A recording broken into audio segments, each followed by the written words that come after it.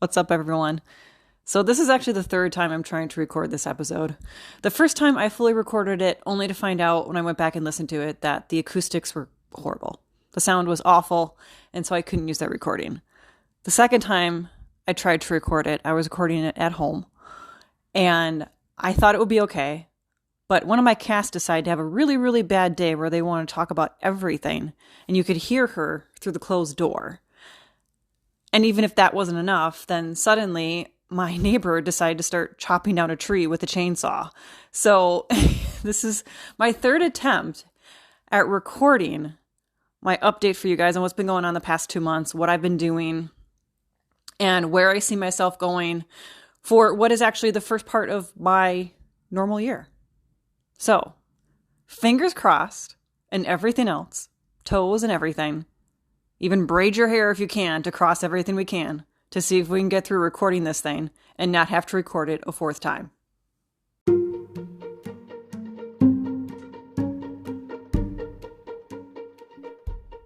Building a real estate portfolio is as much about buying properties as being a de facto entrepreneur. I'm Karina Ufinger. I'm a multi-property investor, rental management company CEO, and also a landlord coach. I'm going to show you the systems and knowledge you need to thrive as a real estate entrepreneur. From your first property purchase to building a portfolio of passive income where you work less than 5 hours a week, you'll learn the essential information and skills to build a profitable portfolio and live the life you truly want. Whether you are well on your journey or just starting out, you're in the right place. Welcome to the Landlord Chick Podcast.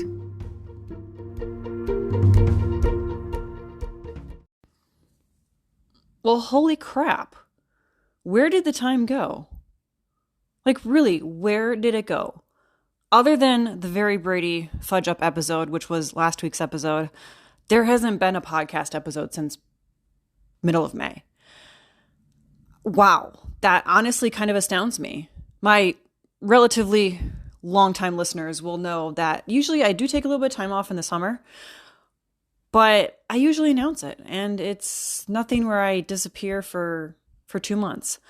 So my apologies. And I thought about how am I going to update you guys? Like, do I categorize this by area of my life? Like, what makes the most sense? And I'm like, no, let's just do this chronological, because that's what's going to fit the best in my head. That's how I'm going to be able to describe it best.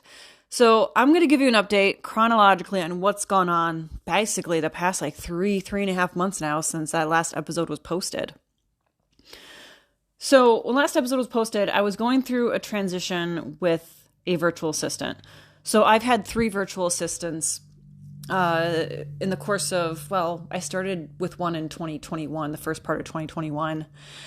I brought that one in thinking that it would help me get a lot of areas of my life under control. But here's the thing with that. Hiring that virtual assistant didn't help me get other areas of my life under control, because at that point they were just a complete dumpster fire. And there's no way to actually focus on hiring a new virtual assistant or working with them and making other areas of your life better when there's a huge part of your life that is literally on fire, like a dumpster in the middle of a river going down the street. Like, if you've seen that picture or that video on Instagram, you know what I'm talking about. And for me in particular, there was one portion of my life at that point, pretty much February through August of 2021, was that exact dumpster fire, traveling down a flooded street like a river on fire. And bringing in that virtual assistant did not do anything because I still didn't address the actual dumpster fire. So anyway, fast forward, then I had another one who worked really well. Just unfortunately, she had a lot of personal stuff going on and kind of disappeared off the face of the map. And so then finally, actually in May, I got hooked up with a brand new virtual assistant. This time I actually went out of the country. I actually went to the Philippines. And I've got to say, I'm really super impressed. So I feel like there's going to be a podcast coming about hiring an international virtual assistant, because it's been a huge game changer for me. like incredibly, and we'll kind of piece that together as we go through the rest of my story. So of course, if I'm onboarding a new virtual assistant and I am actively trying to offload as much as I can onto this person, especially repetitive tasks, things like that, I became really engrossed in basically spending my morning hours from 8 until noon working with her and getting her trained on things, helping her work through things, helping her learn things. And so honestly, like 8 to noon of all of my days for a month were strictly focused on getting her up to speed. So in the afternoon, that left me, whatever time I had to take care of business phone calls, people I try to call during business hours, like banks and contractors, things like that. Then, of course, in the evening, I've got my own personal stuff. I've got other stuff I'm still working on. So it was really hectic at that time. Also at that time, we were going through some personal issues. I think I mentioned this, I believe I've mentioned this before, but full disclosure, so my mother was diagnosed with Alzheimer's dementia January of 2022. And most of 2022, I was working tirelessly on doing alternative research. I read a lot of books. I read a lot of scientific articles. I actually purchased a medical dictionary. Like, that's how deep I was into this. I went onto Amazon and I actually purchased myself a medical dictionary. So that's where a lot of 2022 went for me. And then in 2023, we just kind of got to this point where we had I guess you'd say an epiphany in June, where it was too far gone, that it really didn't matter necessarily what we did. This was happening, and there was no way we were even able to sort of reduce it or anything at that point, no matter how much research I did on alternative methods and stuff like hyperbaric oxygen, detoxing sonifications, everything like that. So that was a really hard time for me in June. Because my mom is actually only 73. So to have her be in this place now where she's actually in a memory care facility and she's very young, and I actually am very, very young for this to be a part of my life. So it was really hard in June. And between the virtual assistant and everything going on with my mom and finding her a new memory care facility, getting her set up, it was really hard. And I say new because we had placed her previously, and then we thought things were improving, but then ultimately it turns out that they really weren't, and we kind of got our hands forced. So June was kind of a blur with those things. July, I took a much needed vacation. Definitely at that point, a much needed vacation. I've talked about this before, about how personal stress really kind of bogs me down infinitely more than professional stress. So if something's going wrong professionally, where maybe a client and I are having a disagreement, or we've decided to part ways, or something's going on at one of the properties that I own that's pretty big, I can compartmentalize that pretty darn good. But when I have personal stress, particularly when it comes to my family, that is excruciatingly hard on me. So I had been talking about for a while taking a bucket list trip to Virginia, and I had kept putting it off because of mom. And then finally I was with my family one time at my sister's, and they were like, you can't keep putting this trip off just because of mom, because you just don't know. Like, she could be here and fine, or fine-ish, relative whatever fine is with Alzheimer's and dementia, for 5, 6, 7 years. So it doesn't make any sense to keep putting off this trip. So I left July 6th for Virginia, and I was actually in Virginia through July 18th, and I had an amazing time. It was a great vacation. I had wanted to go to Virginia for a while because I am a history nerd. Most of you will probably know that if you've listened to a couple episodes. So for me, I went by myself. I rented a car. I had flown out there and I went to Monticello, which is the home of Thomas Jefferson. I went to Montpelier, which is the home of James Madison. I went to Highland Park, which is basically the yard where James Monroe's house used to stand, but it's actually not there anymore. It burned down shortly after he moved out in the 1820s. So anyway, I had a really great trip there. I loved learning about Thomas Jefferson and just immersing myself in that. And for the most part, I really didn't do any work there. I did a little bit of what I call like planning and thinking and those sorts of things, because that's part of what I enjoy about vacations, is letting my mind kind of wander wherever it needs to go.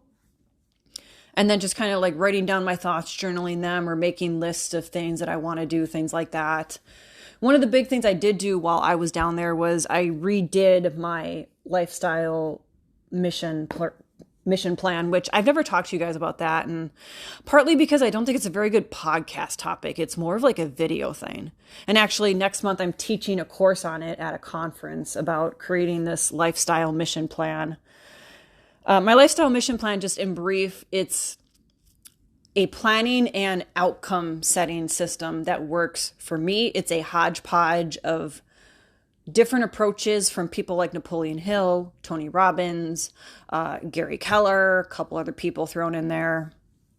And it's a system that works for me really well. And what it does is it creates this entire overview of everything I want to do in my life in various areas. And this is a full, complete list. Like, I have a list of things that I want to do, goals that I want to achieve, although I label them outcomes for various reasons that we won't get into. And that's part of the lifestyle mission plan, along with actually planning out individual steps for all these goals, things like that. So I spent a lot of time reworking that when I was in Virginia. And one of the things that I really sort of realized when I was on vacation in Virginia was that I was not quite focusing as much as I needed to on areas that I wanted. I was getting really bogged down still with property management and particularly just a few clients. And so I made the tough decision to actually part ways with two clients that were, I'm trying to figure out the best way to put this. If you've ever owned a business, or if you've ever been in sales, and sales that you don't just do like one and done, but you build a relationship with them and you continually work with them.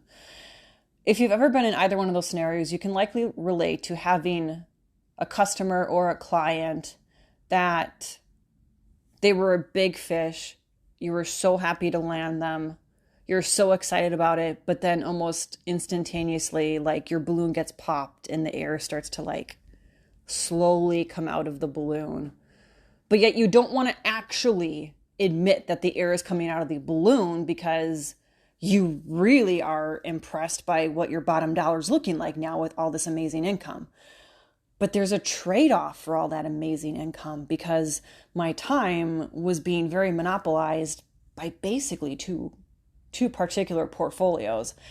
And not monopolized in the sense of like, okay, let's get over a couple hurdles with the properties. Like, it's not like we had these horrible scenarios where like a tree was falling on something and then there was a murder somewhere else. These are all things that have happened to me in my career. So that's actually why I'm bringing them up. But everyone's like, oh my God, you go to like really worst case scenarios. Yeah, I always do, because unfortunately I've been around for those. So it's not like that kind of stuff was going on. It was more just, there was a lot of micromanaging and a huge lack of trust that was being extended towards me. And I've been in a relationship with a client like that before. I would even classify the previous one that I had, which I had been with for 6 years, I would actually kind of classify that one as mentally abusive in a way, because when I parted ways with the first client for 6 years, like, I told myself I was going to recognize the traps easier and quicker, and I was going to end it faster. And then this time around with both of these clients, I didn't really do it as quick as I should have. I didn't actually pull the trigger as quick as I should have. And it was only when I realized in July, when I was basically completely away from it all, that the only thing that was really going to solve at that point my problem of just being overstressed by two particular portfolios and being overworked by these two particular portfolios was to part ways with the owners. The owners and I just did not mesh. I'm not saying they were necessarily bad people. I don't want to give that impression. I'm sure there's some property manager out there in Wisconsin that would likely work well with them. I have theories about what type of property manager would work well with them, but I'm not going to share that here.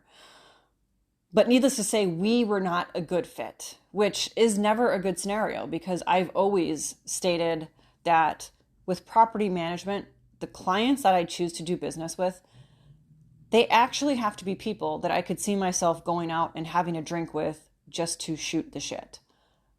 That is my rule for bringing people into property management. I want to have that good and easy of a relationship with them. That doesn't mean it's always going to be an easy relationship. You know, they have their ups and downs, but I've never, ever wanted to hire or do business with a client that I could not go out and have a beer with.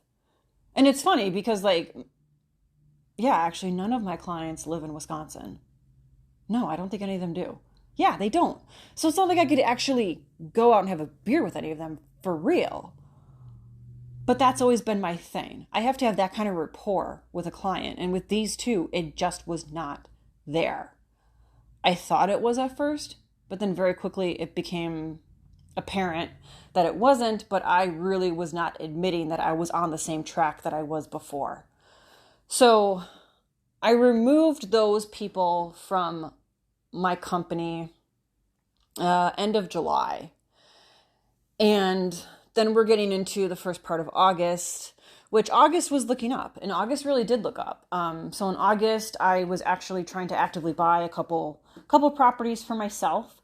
One of them was a seller financing situation for a flip. That one did not end up coming to fruition just because the seller was very set on the down payment, and I just was not willing to quite be that flexible on it, especially because I would still have to have a down payment for a hard money lender and stuff like that. So I just was not really willing to sacrifice what they wanted to get the seller financing property.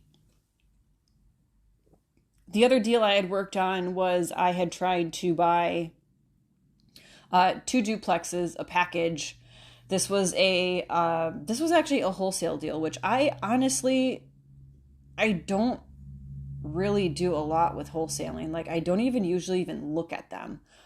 But this was through a person who I consider a friend, and they are well established in the wholesale community. So I've always said to myself, like, if I do business with any wholesaler, it's likely going to be somebody I have this strong relationship with, just because we all know the stories about wholesalers and how they work, things like that. Some of them can be not the most ethical and not the most forthcoming. So with this particular portfolio, because I knew the wholesaler, I was willing to kind of go down the road and see where it went. And in that situation, it was just unfortunate because ultimately, when I went there with a GC, we just found more and more where it was like the price was not going to make sense for what I wanted to do based on my personal experiences. So sure, maybe other people going to see it, it would have been a decent deal for them.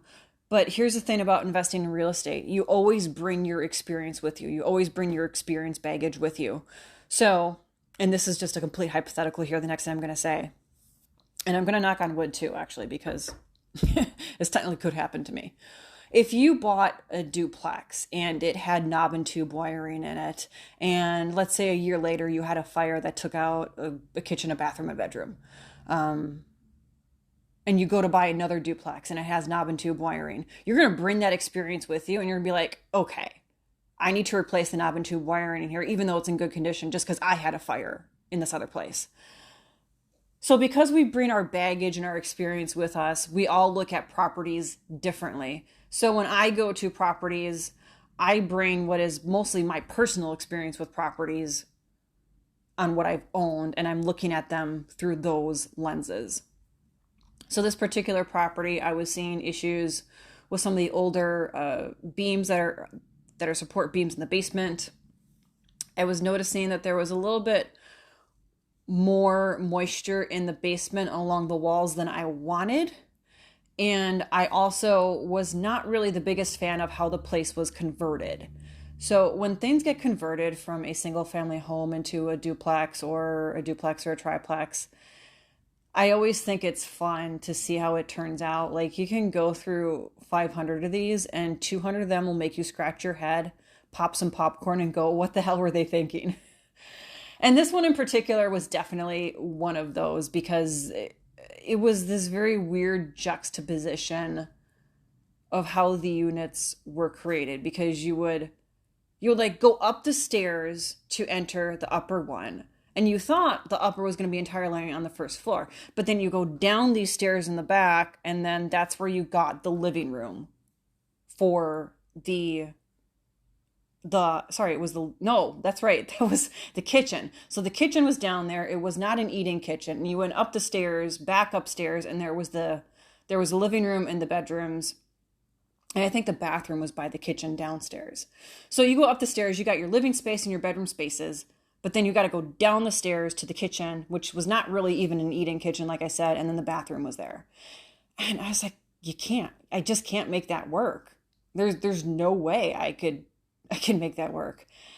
And it was really sad, because the first unit that we saw, its layout made a little bit more logistical sense, because they had the bedrooms upstairs and then they had the living space in the kitchen downstairs. So at first, we went to the first one like, oh, okay, this is kind of cool. But then the second one, I was like, what the hell am I going to do with this? Like, you can't. And then on top of it, the bathroom, I should have mentioned to begin with. So the bathroom in the weird upper one, so you had the toilet in its own little room, and then you had a sink and a stand-up shower in another room. It was just like the weirdest, goofiest thing. I'm like, this is not, no. Like, I can see why they have to rent this 2-bedroom for $600 a month in this market. It's because this layout is so goofy. And the GC I brought with me, he's like, to make this good, you'd have to have both units vacant. You'd be doing a lot of work. We're talking about going down to studs. We're talking about reframing. He's like, honestly, if you're going to spend this much money, it makes more sense to go get something else. You know, if you have this much money to play with, go spend it somewhere else. So I took their advice and I didn't execute upon that one. But I got my heartstrings really, really pulled at. And now we're going back a little bit in time to end of July. So end of July, in the town that I live in here in Wisconsin, one of the first things I noticed when we were touring homes in this city, and we were not familiar with the city at all when we moved here, when we drove into town, the first 2 things I noticed was the church that was visible up on a hill from down the main drag. And then the second was when we got to the main intersection of the city, there was this beautiful brick Victorian building right along the side of the street. And it was gorgeous. Just, I fell in love with it instantaneously. At the time, it was a dentist's office. And I kept thinking to myself, I'm like, hey, if that ever becomes available, we're going to buy that. We're going to buy that home. It's a beautiful home. It'd be a great rental property. Yeah, there's some small things with it, like it doesn't have a yard. And it's right next to a Jimmy John's, like literally right next to Jimmy John's. Like if you were on the second floor, you could actually throw something onto the roof of Jimmy John's without even like winding up or anything. But I remember thinking that for 5 years now, and then finally it happened. And what was funny was like I had driven past it hundreds of times and I never noticed that it was for sale. But it was only when my husband, who drives school bus for a living, was driving down Main Street back to the terminal, when he noticed it and he's like, hey, do you know the house is for sale? I'm like, oh my God, it really is? Like, I didn't know that. It must have just gotten listed. I went online and it had been listed since January. But it's like one of those things, because you see it all the time, you don't necessarily notice a difference. So I didn't notice the fact that there was a for sale sign, and I didn't notice that, hey, wait, the dentist sign like is down. Like it doesn't say so-and-so DDS anymore. So I got super excited. I scheduled myself a showing. My husband and I went there, and it's amazingly huge.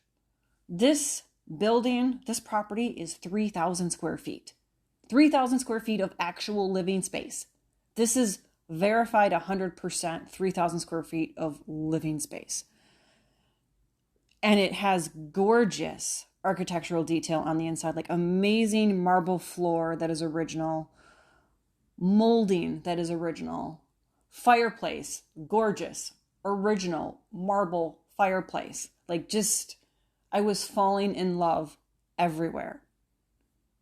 And that can be a little bit of a danger, but we'll get to that shortly.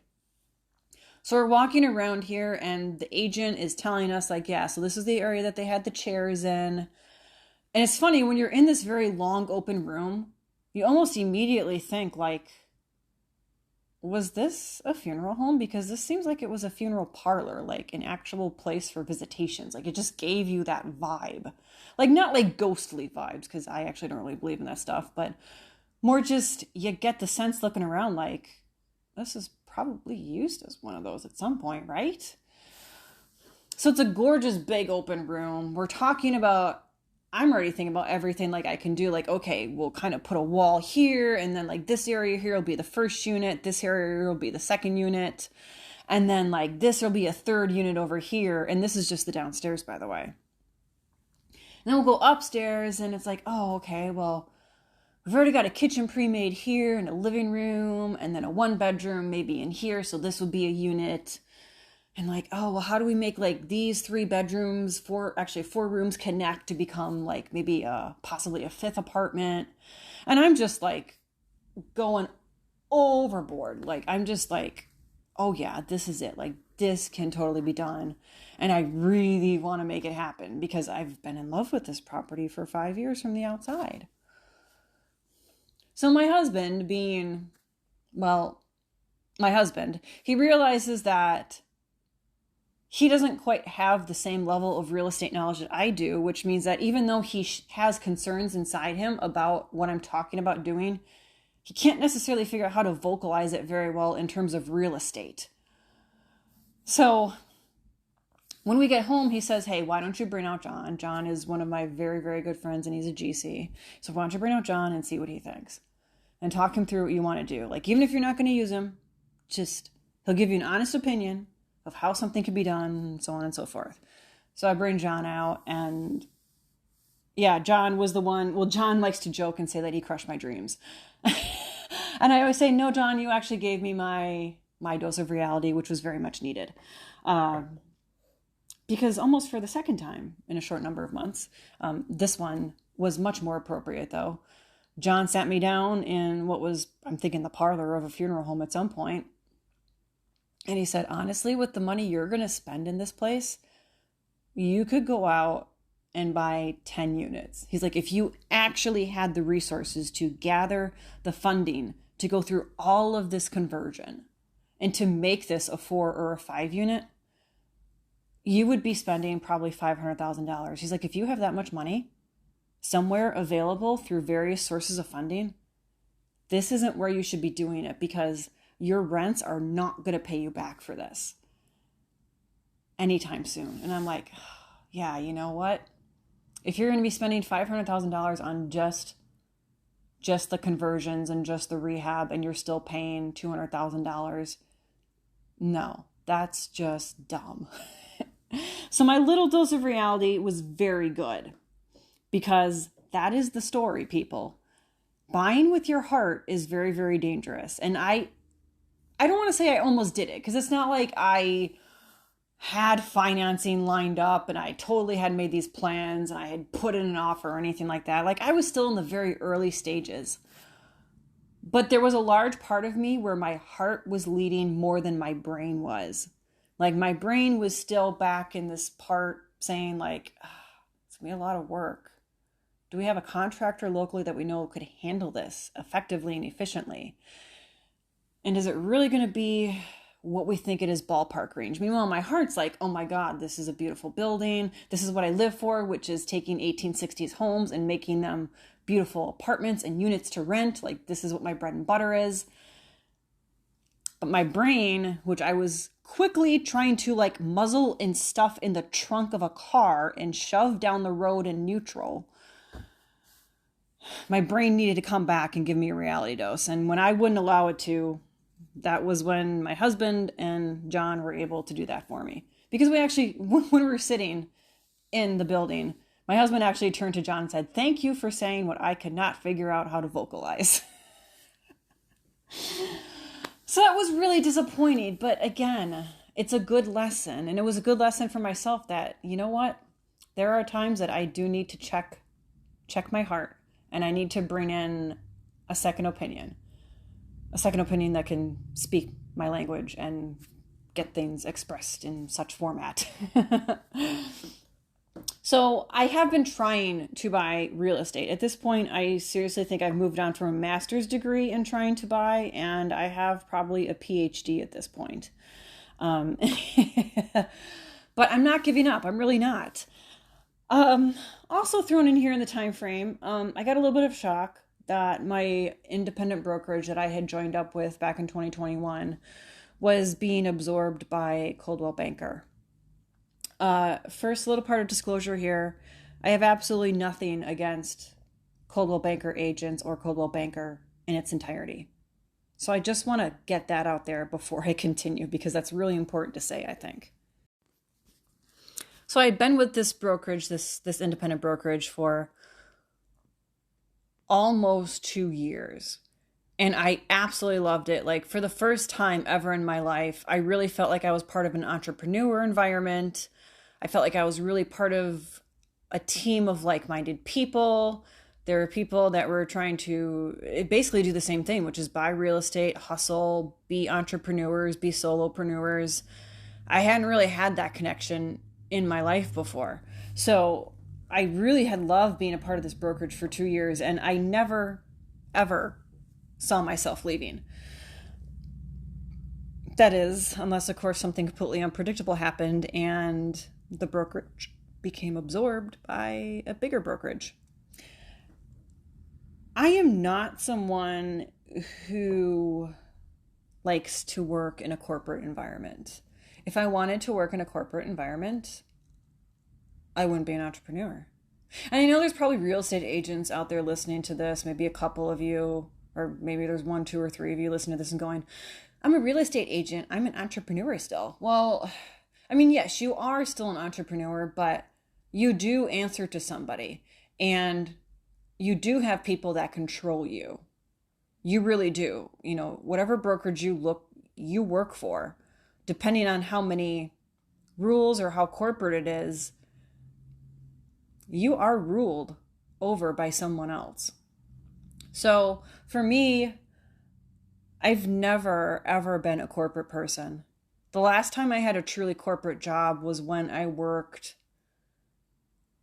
when I worked for a local grocery store chain, Pick and Save, Kroger's sort of situation, if you know what Kroger's is. And that was when I was a junior in high school through my first year of college. So like that was the last time I really had a truly corporate job. It's not me. It's not. Like I just can't do it almost feels like a soul allergy.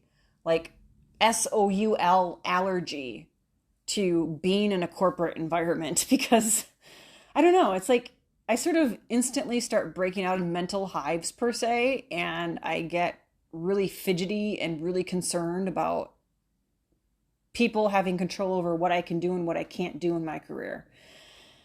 And it was becoming apparent rather quickly that there was going to be some constraints on what I could do and how I could do it. And I kind of knew right away, I'm like, all right, I'm in a pickle here, because being a property manager not a lot of brokerages want to bring me on because they don't really see the separation between church and state that can exist. So a lot of real estate companies, if you are a property manager, they won't really want anything to do with you because of the possibility somehow of getting pulled into your property management if something were to go wrong with it. They view it as somehow much more legal liability than it is to sell homes, which I don't necessarily agree with, but that's a different discussion. So I know not everyone is going to take me on. And I also know that if I do have a chance of getting taken on by another brokerage, I'm going to have my broker's license. Now, I have been working on my broker's license at that point for about, I'd say month, yeah, right around a month when this bomb got kind of dropped on me. I had bought the course and I was watching the videos and stuff like that. But then when this bomb got dropped on me, the middle to beginning of June, instantaneously, I basically became super focused on that one thing, because one thing that Gary Keller talks about in his book, The One Thing, that's a really dumb sentence, but if you can't tell, I'm recording this without a script in front of me, which is something I don't usually do when we have an actual topic we're talking about, but it felt kind of weird to create a script recapping my life the past few months, so I didn't really create a script. But anyway, in his book, The One Thing, Gary Keller talks about how we are the most effective and most efficient when we focus on one thing for a certain amount of time, whether it be a day, a week, a month. We are our most efficient when we can focus on one thing. So that's pretty much what I did, minus being available for my new virtual assistant, who at that point was with me for maybe 2 weeks when this bomb got dropped on me. So aside from getting her set up in the morning and working with her in the morning, I was hyper focused on getting this broker's license. Incredibly focused. I was reading and watching videos from like 3 to 7 p.m. every night. And I was taking these tests that are required, and I was taking the final exam for the course online, and I was studying and studying and studying. I just needed to get that done so that I could leave Coldwell Banker and then go be a part of a brokerage, because having my own broker's license and a property management company takes away a huge amount of liability from anybody that's going to take me on. Because then if I'm my own broker for that, which is basically like a broker, if you don't know, in Wisconsin, it's like top dog. It's just the highest real estate license you can get. And it really means that supposedly, according to the state, you can go out and run a real estate company on your own, and you can even hire agents to work under you. I don't know if I fully agree that taking my broker's exam prepared me for that, because when I went in to take my broker's exam, I actually had to raise my hand and ask the test proctor if they gave me the right exam, because it felt like I was taking the real estate agent course, not the broker one, which is for a higher level of learning, supposedly. But luckily I passed. I passed my exam when I got back from Virginia. And then I started working on getting hooked up with my new brokerage and getting everything set up once I finally got approved by the state with my broker's license. Because after I passed the exam, I had to submit everything. And it took them about a week, was it 7 or 9 days, to get back to me and say, yeah, you are hereby pontificated as a broker, whatever you want to call it. Be well and go do business in Wisconsin.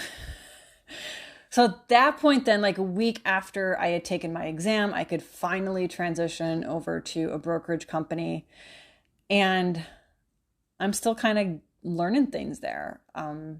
Volume's been a little slow for me right now because of sort of focusing so much on getting my broker's exam done and taking my course, going on vacation. And I hadn't even got to August, and how I managed to have an amazingly awesome time, possibly drinking a little bit too much, at a family wedding, but I hardly ever get to really let my hair down with my family to this degree with my siblings. So I did it.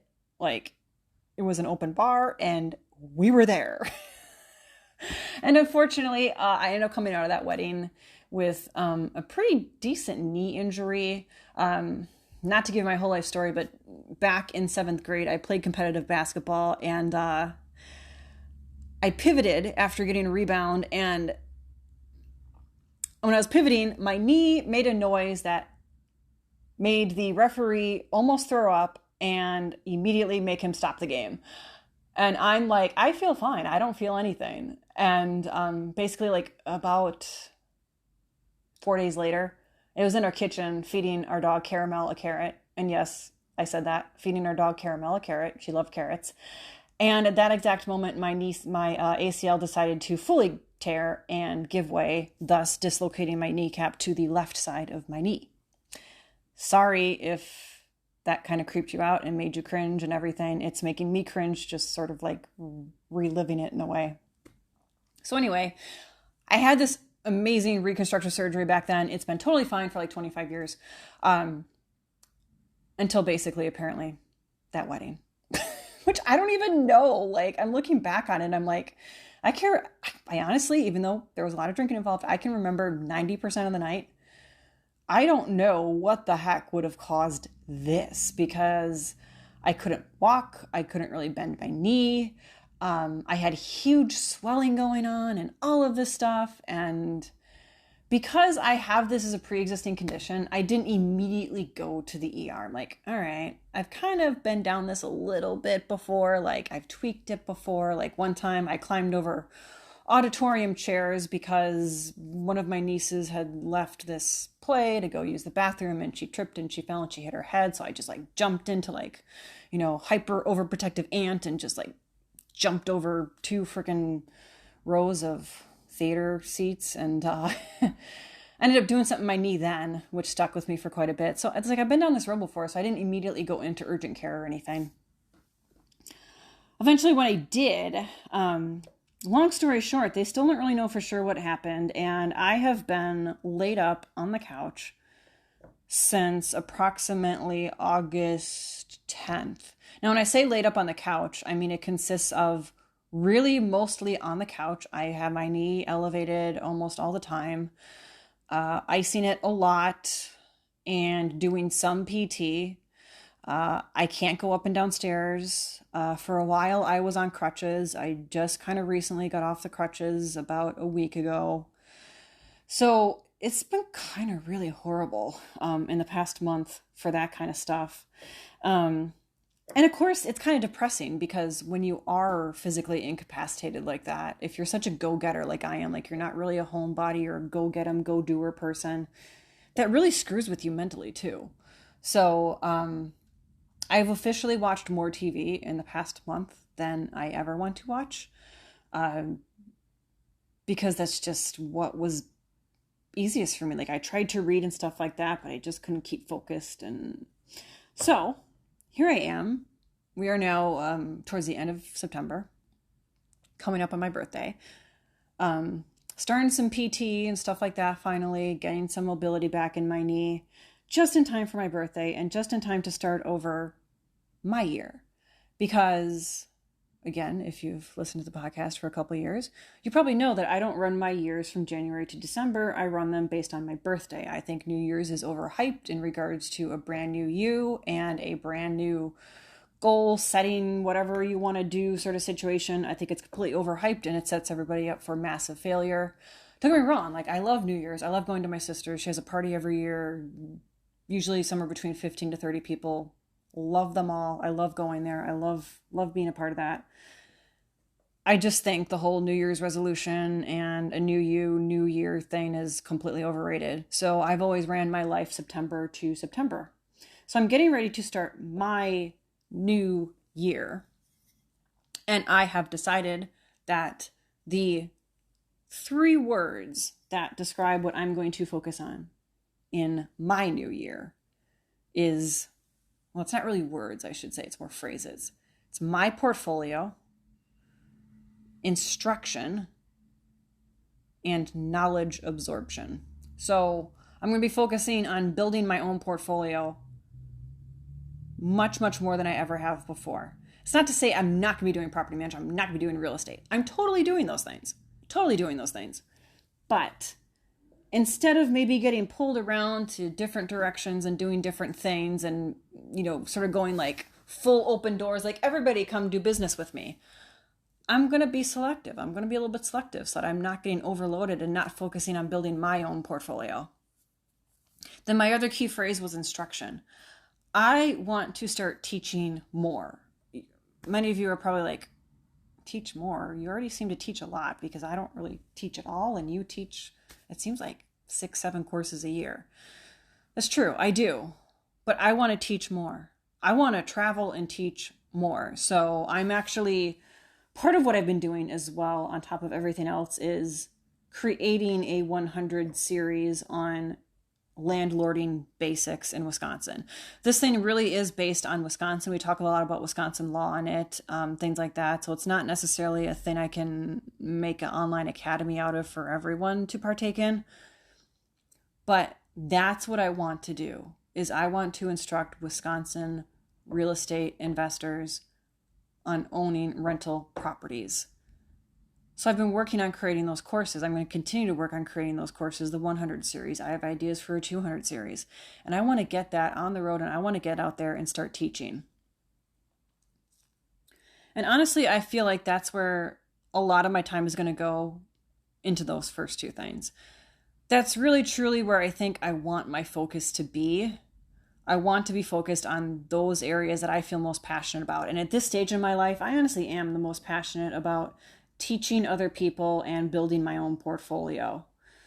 And of course, absorbing knowledge, that's more just about actively reading. See, before I would read books for the sake of reading books, in the sense of, I'll read it and hooray, I can say I've read that book.